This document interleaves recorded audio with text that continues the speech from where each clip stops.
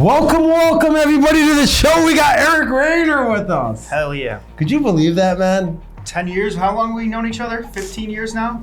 2015, 11 years. 11 years. 11 years, and now we're working together. Yeah, for the first time ever. Again, we're working in the same place, kind of. Yeah. Different areas, but yeah, definitely. Well, I'd like to introduce you all to Eric Rayner. Welcome to Taker's Brokerage, brother. Thank you. Powerful edition here. Why don't you tell us a little bit about yourself and where you've been? Because in this episode today, Eric's going to teach us the main, I'd say, secrets, tactics, strategies of keeping your credit elite, because he led a top credit team, which he'll tell you about. And we're going to introduce him to the game and talk a little bit about sales, leadership, motivation, and success. Go ahead, brother, and introduce yourself. My name is Eric Rayner. Been in the industry since 2008. A lot of that time leading the credit team now called Credit Upgrade for Quicken Loans / Rocket Pro. 12 years senior director over there, went over to the TPO, was a divisional vice president over there, helping build out the broker channel for a little bit.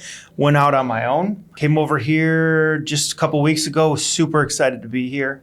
Been looking for the right fit and very excited to be working with Alex. I had my choice of where I wanted to go. I wanted to work with Alex, 100%. My man, we're glad to have you, man. You know, we're building a mammoth here, and we definitely need your support and your assistance in building this out on the court and off the court. Oh, yeah. Back to basketball. Yeah, we're going to get back in those courts, too. Well, welcome, brother. We're glad to have you. So you went from being W-2 with Rocket, which was Quicken Loans at the time. Did you start off in the credit team there? Did you start off as a banker? Where did you start your career? So I was a banker during the mortgage crash. That is how I started my career. What in mortgages. Year? 2008.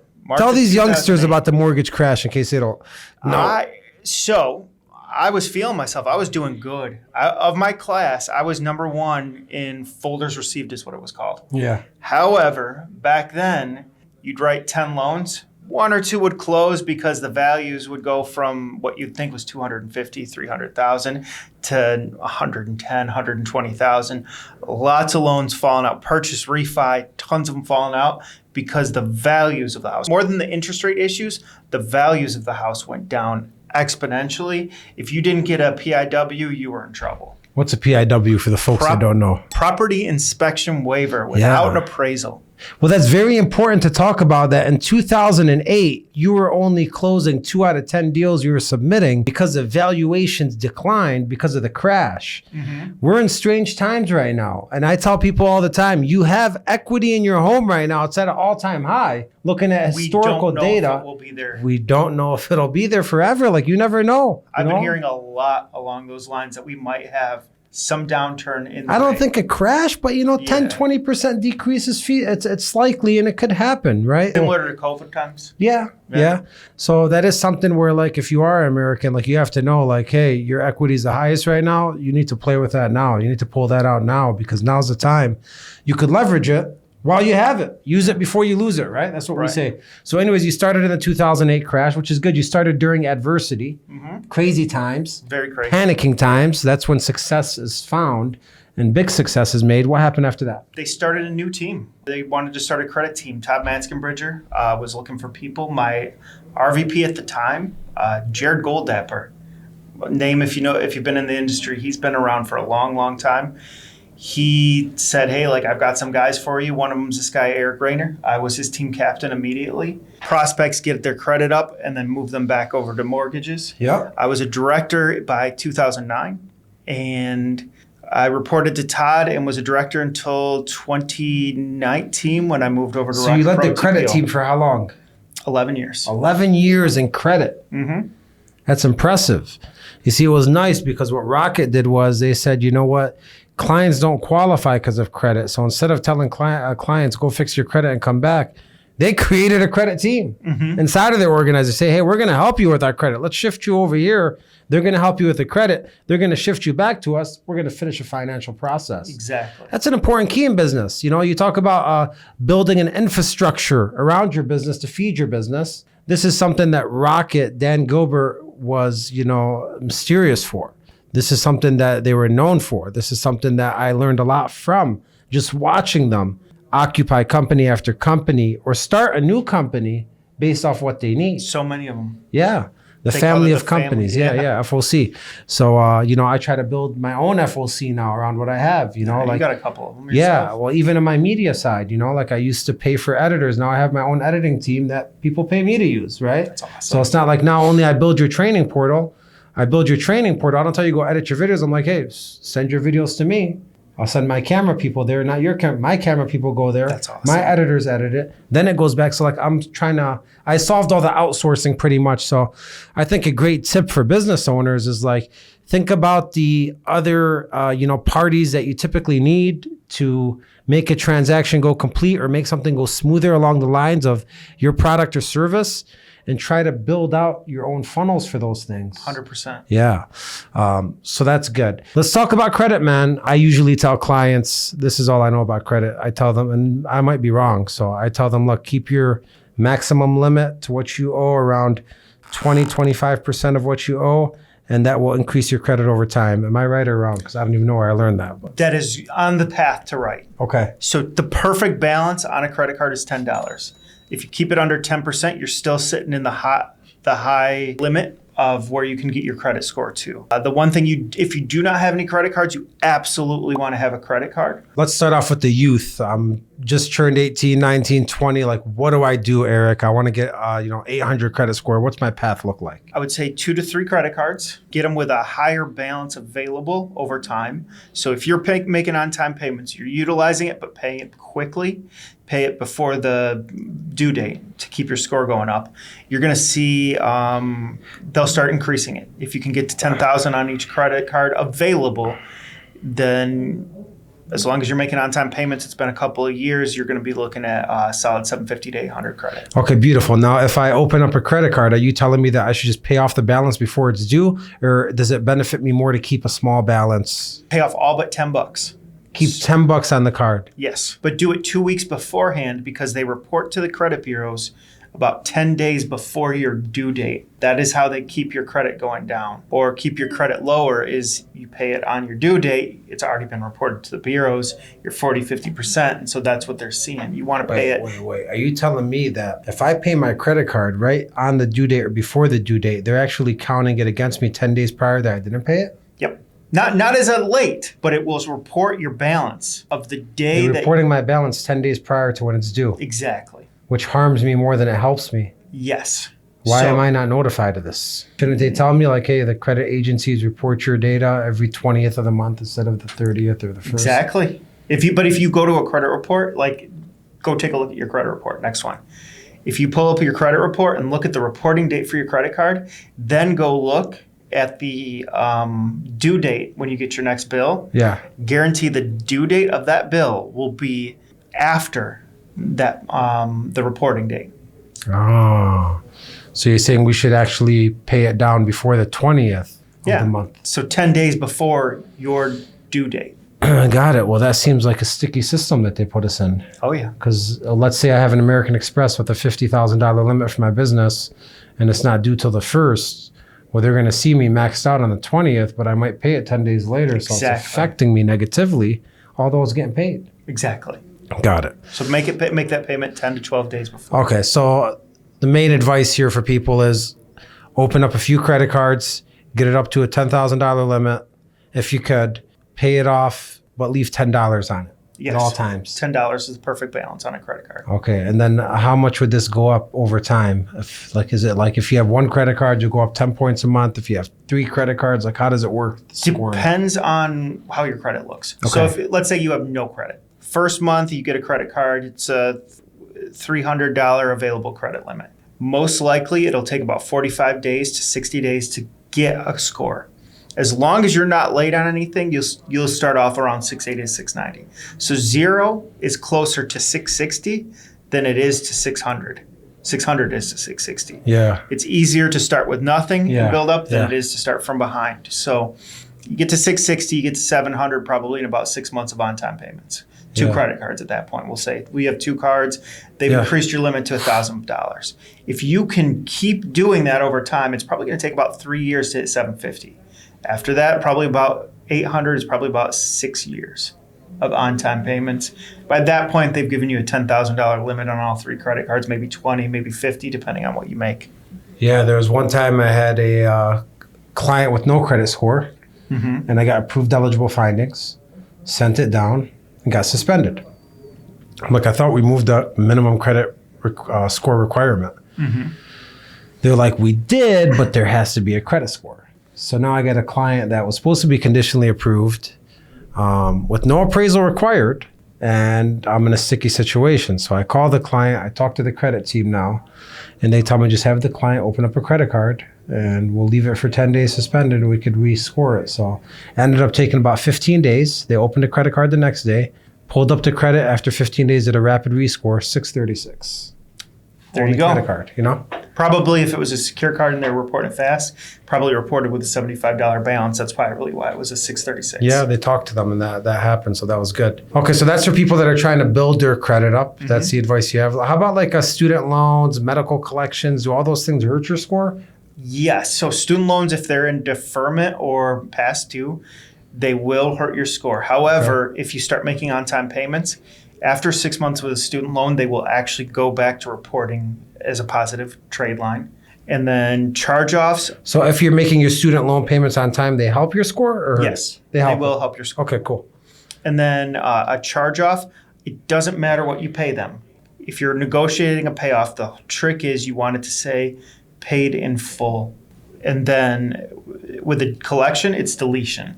A charge-off, it's paid in full, because they just don't delete charge-offs on your credit. Got it. So if you're doing a charge-off, it has to say paid in full. Get them to say paid in full. Say, hey, Alex, I owe you $1,000. I'll pay you $300, but you have to mark it as paid in full, and I'll make that payment today. Yeah, and you know what that reminds me of? I feel like these debt consolidation companies, they literally tell clients, stop making payments so that way we could have our lawyers or whoever they have negotiate with their people and say, hey, they're not making their payments anyway, so what would you guys take if we were able to work something out with them? So it gives them a little more negotiating power to show that you haven't made your last 6 payments, but in return, they're destroying your credit, right? Yep.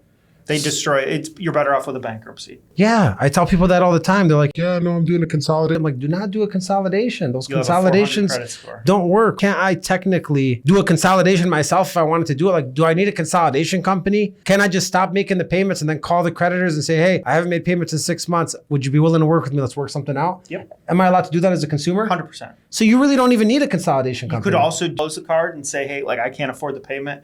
Can we work out something? And you could make a payment and just negotiate. So pretty much a consolidation company is just a middleman in between you and the debtor. Much like the credit companies that try to make you pay them money to do that stuff.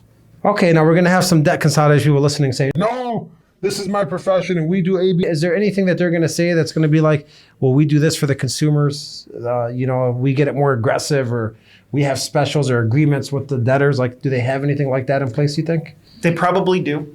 But there's nothing specifically that you can offer that they would offer, because those people, the collection people that make those calls to them, they get paid commission on getting you to start making payments or negotiating a payoff. So if you have a $10,000 debt and you offer to pay $5,000, person X that's taking your call is going to get a piece of that. Yeah, so they're taking a piece of what could have been a lower payoff for you. People that work for the credit card companies that are taking that collection payoff, they're going to get a commission off of you negotiating and making a payment. So they're kind of working a middle zone themselves as well. So friendships or connections or not, you get on that phone, you get the right person on the phone, somebody desperate to make their sale for the month. There you go. So what we're saying is, do not use a consolidation company. Stop paying your credit cards and let your credit go to shit. So that way you could end up making a payment where they make a commission because they just negotiated for you to stop making your payments.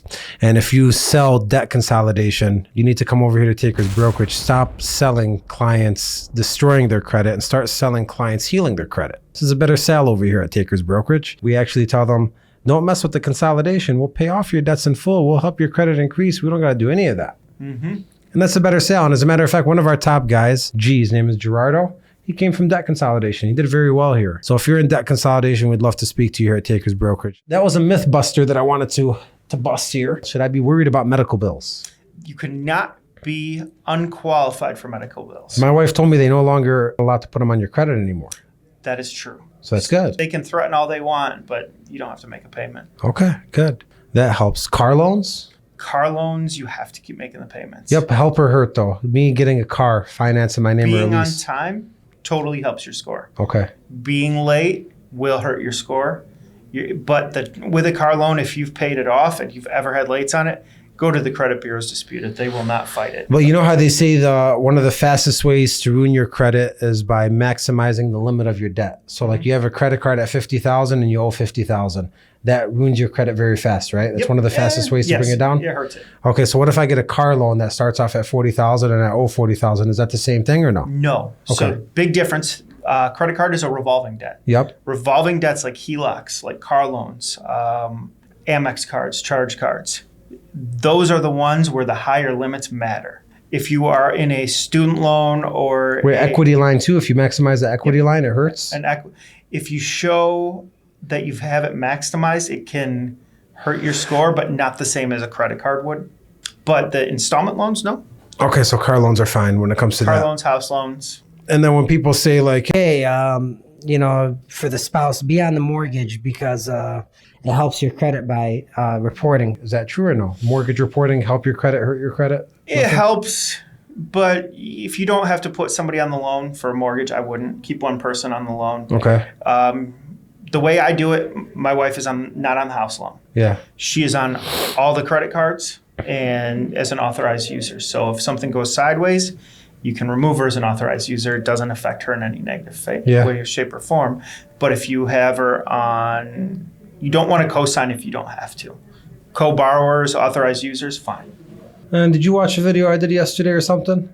No. That's crazy. I was just talking about this yesterday. I said that me and my wife do it the same, right? I'm on the mortgage. She's not on the mortgage. She's on the Range Rover. I'm not on the Range Rover. We split up the debts instead of putting them both in our names. Now, a lot of spouses out there are like, no, my wife has to be on the mortgage. My husband has to be on the loan. and it's like, well, okay, the why behind it is because you think like, oh, we're a couple. We do everything together. The house is ours. Like, the house is still yours. You're both still on title. It doesn't matter whose name comes up on the bill. But what you're not understanding is by unifying everything together, well, number one, if you want to invest or do anything else or open up more real estate, both your debt to income ratios are affected. Mm-hmm. So you don't have as much, wiggle room or space to, expand your portfolio. And like you said, if shit goes south, both of you guys are screwed. so yeah, I made a video about that yesterday. I said, you know what, if you have a partner, a spouse, a significant other, and you both make good income and got good credit, then you guys should split up the debts, not join on the debts. I will be watching that video tonight. I was working on a loan for a guy with a 534 credit score till 11 p.m. last night. Yeah. You were on the messages. Oh no, it's not launched yet. Yeah. It was just a video that we did, but I don't think they posted it yet. But I was talking about that because so many couples tell me like, no, my wife has to be on the loan or my husband has to be. That's a bad idea. And yeah, I try to explain that to them, but I mean, their mind has to be in the right place, right? Like you have to want to expand. If they're like, well, I'm not buying houses, I'm not going to buy anything else, I'm just going to work, on the matrix for the next 40 years and retire, then it's like, okay, both of you guys could be on the loan, I guess, Reluctantly. Yeah, because if that's what they want, sometimes there's still people that even after I explain this to them, they're like, no, we're both going to be on the loan. Perfect. Let's add your kids on it too while we're at it. Let's add your grandparents. They still alive? Yeah. My dad's accidentally on mine. Eric Rayner the third, Eric Rayner Jr. Oh, we must have massive title issues with that one. Oh my God. I hate those when you're trying to do something like the lien pops up. That's my dad. He has the same name as me. And it's like, yep. Those are headaches. Yeah, I deal with them all the time. Yeah. Okay, let's talk about people real quickly that are in the dumps with the credit, man. I know some people that are working here, they're having trouble getting approved for some states.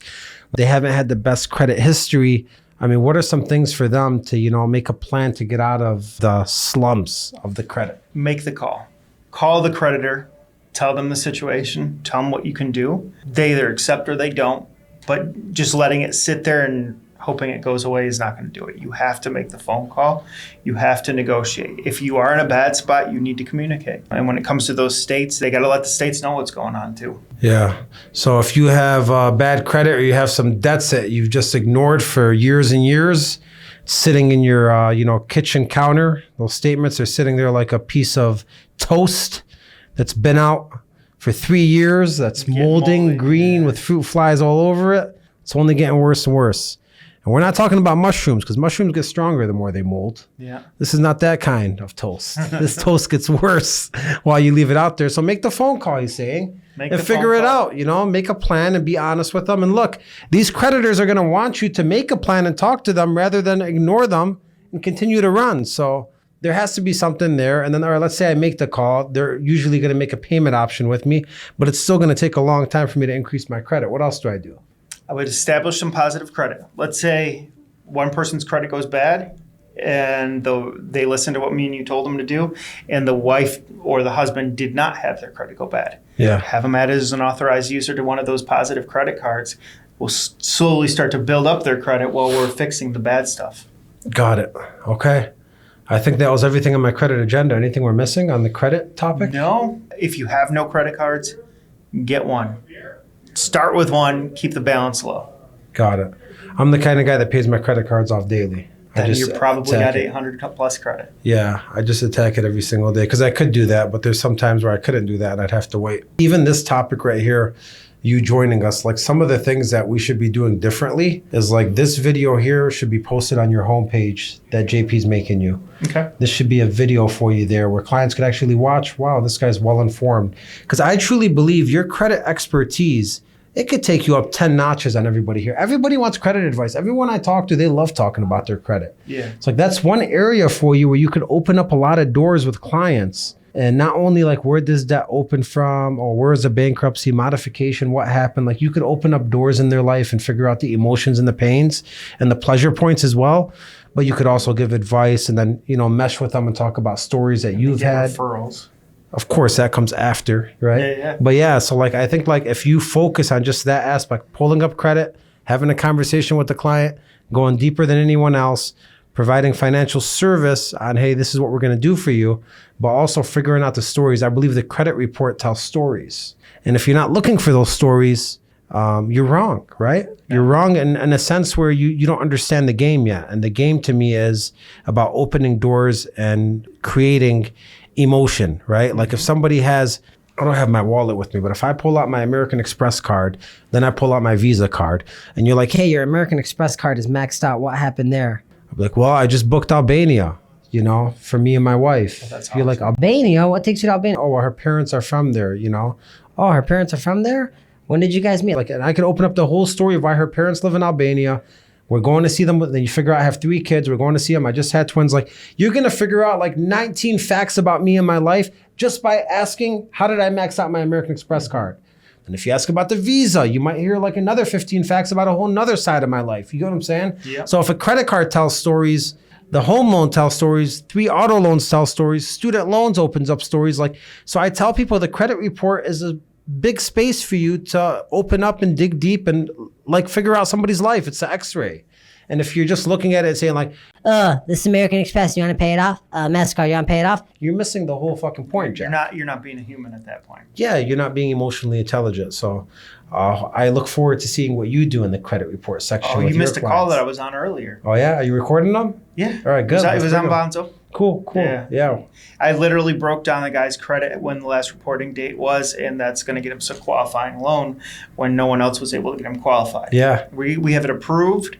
We just need this to report, and we will have his score is going to go up 50 points. I said, hey, man, like you get a regular credit card. Not only will we get this house loan, you'll be able to refinance your car loans into lower rates when we're done with this. Oh, yeah. That's strong, man. What's on your mind, man? First week on the floor, Nothing, back man. in the game. I'm excited. You got accessibility to anybody you want out there as far as lenders. You have the pricing razor sharp. You could do whatever you want with it. True power and control in your hands. What do you do with this? You run. You don't you take advantage of this opportunity and run. I have a busy schedule with my kids and stuff like that. So yesterday, I was here by 7:30. I had to leave at 3:30 so I could get the kids off the bus. Got the kids off the bus, back to work till 5:30. From 5:30 to 7:30, I was at baseball practice. I brought Eric in. Did you hear about that? I brought little Eric into the office. No. Yeah, in here from 7:30 to 7:45. Let him see where I'm at all day long. Then I went back home. Then I finished working on that loan. I was going till 10:30. So, I mean, this is what I talk about. I talk about, maximizing your efficiency throughout the day. This guy just gave you a 7:30 a.m., which you probably have to wake up at 6 to even get all that done. all the way to what, 8:30, 9 p.m., 10? I was going till 10 last night.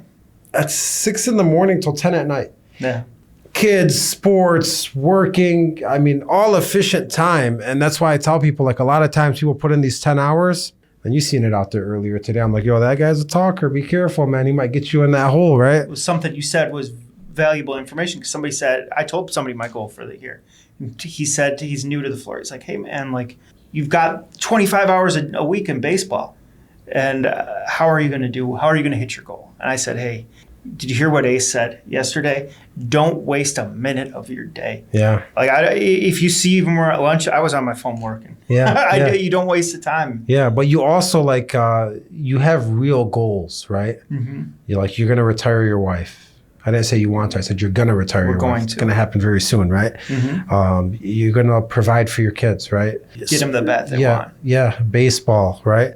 Like, you know what you want. That drives you inside. You have no time for anything else to distract you because you're solely focused on your mission. I believe other people say they're focused on their mission, but the fact that you're distracted so easily means you're not focused on your mission, Jack. You know, it is what it is. If you're focused on your mission, you wouldn't be wasting time half your day. Exactly. That's all it is. It's like people that waste time are not driven by their purpose, and people that don't have time for that shit, they know what the fuck they want. It's a very simple test. Look at somebody for 30 minutes and you'll know if they're driven or not driven. There's the opportunity out there. You just got to take it. 100%, man. That's why we're at the Takers, baby. Yeah. That was a good connection. I didn't even right really there. think about it when I said it, but I knew I did. That's what the Takers mean. You know, people think it's a bad, the connotation of the name. Like, we want to take from client. Like, no, we want to take advantage of the opportunity. Right? Take life by the horns and take it to the floor. Don't wait for things to happen. Get up and take them and make them happen. Yeah. Right? Any questions you have for me, sir? Anything on your mind? You told me what you made last year. I'm not going to repeat it. What do you do to get there? What did I do to get there last year? What do you do to get there in my shoes? Coming on this W-2 model.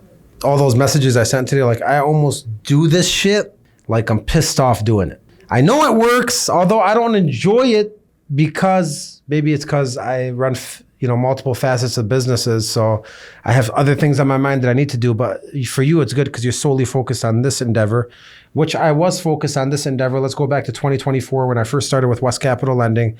I said, let me take a break from consulting in June. And I put my head down for 5 months and I worked. So you're asking, what do you do? So number one, I think you already have all the aspects of what I was doing. I think you already got them tied down. Early mornings, late nights. I did that for every single day. Saturday and Sunday, nothing crazy, man. I have a family too, but I swear on Sunday, I'll pour coffee. Tell my wife, give me 90 minutes, at 8:39 in the morning, right? Mm-hmm. And I'll just spend 90 minutes there. It'll result in 2-3 deals and like 4 appointments for Monday. Just efficient work on a Sunday morning. Saturday, right? Not working crazy, but a couple hours in the morning, I check in from 5 to 6 real quick. I'll check in one more time, 8:30. So I just continue to check in the business 7 days a week is what I'm trying to tell you. Even on holidays, I check up Christmas Eve morning before the kids wake up and just send a Christmas blast, set up appointments. So like the work never stopped for me. Okay. So that was one thing. But I still got to enjoy my time. Like I still went out on the weekend with my family. There's some days I got... Everybody else wakes up, that's not a problem. Correct, yeah. So that thing you have down packed. Another thing is like, I never let a client off the phone. Like I never lost a client. So I'd create friendships with clients where by the end of the call, they don't want to go with anybody but me because of the rapport we built and the value. And they're like, this guy knows what the fuck he's talking about. Yeah. I think like you want to feel that when you're in like a sales transaction. Like all we want to feel is like, this guy knows what the fuck he's doing. Like you want to walk out of that jewelry store and like, that guy, my jeweler, man, like he knows what he's doing, man. Like he told me everything about this Rolex, he told me like, you don't want to feel like, this guy, I don't know about him. So like having your clients feel that and like what I told you about the credit report, like that's one big aspect of it. So if you could build those relationships, pitch off of the emotions, share your own adversities and your own life with the client to create that bond. That's number 2. So effort, and then building that friendship with somebody on the phone to know you're the professional and guide them emotionally in their life. And number 3 is you got to be a savage. You seen the deals I wrote today. One of them was call me on Monday when I was first, exhausting him. Texting, emailing, calling. I said, hey, just call me on Monday. I'm super busy. That was Thursday. I said, okay. Friday, checked on him. Hey, happy Friday. Anytime to talk today or Monday? Call me on Monday. Perfect, man. Saturday, hey, happy weekend, right? Monday comes around, call him, text him, hey, are we still good for our appointment Monday? Who is this? You forgot me already. Okay. Text him again. It's Alex, the guy that was helping you out with your cash out. No, I'm all good, man. I'm not interested. Whatever he said. No worries, man. What changed for you? Call him, he doesn't answer. Call him off another number. An hour later, he answers. And boom, turns out like he started the phone call and I sent it to you. You'll hear it later. He said like, Hey, man, I'm not interested, but thanks so much. Sorry, I forgot who you are. I'm like, just curious, did you get it taken care of or why weren't you interested? He said, Yeah, I got it taken care I of. said, all right, perfect. I just wanted to make sure you were taken care of. What did they end up getting? What were you looking for anyways, you know? Oh, well, I was looking for this. He starts going into the story of how his air conditioning heater broke, you know, $20,000, blah, blah, blah. He met a guy, got him, you know, a 5.75% on a conventional 30-year. I said, look, man, I'll be honest, that's a great deal. But because you were so kind to share all those details with me and catch me up to speed, like you're talking to a vice president here and like, I will cut my pockets down and make this make more sense for you and make sure that, you know, it's feasible for you to work with me instead of him. But I tell you that because the whole thing started with, you know, a lot of people, I'd say 90% of people, as soon as you said, who is this, or I'm not interested, would have dumped that lead. They would have put it back in automation or 2330. But for me, it's like, this is still a hot lead. Yeah. He said Monday, now he said, I'm good. That doesn't mean that he's not interested. That means that there's something else going on. I have to uncover it. So if you have that savage urgency, like, no, they filled out for a reason. They're in my list for, I'm going to find out, right? If they say, fuck myself, I'll say, sure, before I go do that, what were you originally looking to get done? You know, love like it. I need to know, right? So like that was one of them. And then another one like that started off saying like, Yeah, no, it was a mistake and call me later. and then like 30 minutes later, she's still on the phone. I sent that one too. So I think it's being a savage. Every single time I get a response, I move it to the hot list. Unconsciously and consciously, it's like everything is hot that responds to me. Doesn't matter what it says. Moved them all. Anyone that talks to me is in the hot list. Okay, right good. now. So that's why I'm saying like I have goosebumps because I really think that you're on the right frequency of doing that, right? I love those frequency videos in the morning. Yeah. By the way. Oh, awesome. Yeah, they prime my mind. Now, I will be real with you. I was on 1099 independent. You're on W-2 retail. So maybe what I made and what you'll make, you know, we could whisper the number, but I'd say that's feasible for you. I would be all right with that. think like that's a peak capability on this model is you could, if you're doing 15, 20 closings, which I believe you could get to, because once you start rolling, you have to understand you roll. It takes and some like, time to get there. I'm not going to hold you back, brother. If you're like, I'm cranking, I'm going to be like, Eric, do you mind if I put you up to 20 to 30 leads a day? Please. You know what Yeah. I'm saying? Because it's just more volume at that point. Because now you get it. Now you're quicker. Now you know, and then like Still learning the referrals, systems. Yeah. and then like, if it gets to a certain point where the volume's there, like I'll pay for an assistant for you and Yeah. like I'll help you, you know? So like I'll build a team around you if the numbers are there. So I will help you hit your peak. But right now in this model, what's been proven so far is 35,000-ish in a month from somebody that just started in the industry that has not the same knowledge that you have. So I believe for you, a realistic goal for you to set is breaking 50,000 every single month. That's what I'm aiming for. Yeah, and I think that's realistic. And I think that's I what like you'll your do number here. better though. Yeah. Now another thing, there's a second thing too, and I'll be real with you about this one. The second one was states. Well, I was blessed because I had 35 states at Rocket. So I just reactivated them all. So I'm in the 30s in states, which helped because I got the Hawaii ones, the oddball, Alaska, right? The ones that nobody else has. Well, I was getting fed all of those, and I still do. I have to reactivate them all. It's worth it, okay? I've been And- doing continuing ed over and over and over for the last few days. Well, tell you what, right here live, I'll buy you 10 licenses. Hell yeah. Let's do it. Okay? That's how excited I am for you to be here. I'm Let's loving get you it. 10 more licenses. You pick them, figure them out, which ones they are, and let's get you them. And if you get all the W-2 ones, let's throw some 1099 ones in there too. Some Spanish speaking ones. Yeah. Oh, that's another part we didn't talk about. We could do Spanish speaking leads. Yeah. Spanish speaking ads on Facebook, which I'm testing right now. It's working out. Spanish, Hispanic communities, we could do mailers. So like there's so much stuff we could do. So anyways, get accustomed right now to the lead by space. Once you figure that out, you're like, Ace, I got this. What's next? I got you. We'll add something else to it. Hell yeah. And we're going to Let's build, do it. and whatever we build around you, you're going to build it for your team, right? Because that's Yes, sir. the future goal. Let's dominate the first 6 months, get you to 250,000 in 6 months. And then let's take you into leadership and start running the team the same exact way. Love it. Beautiful. Well, Eric Rayner with us here. Welcome to Takers Brokerage. We're excited for this guy. Big things happening. Thank you for tuning in.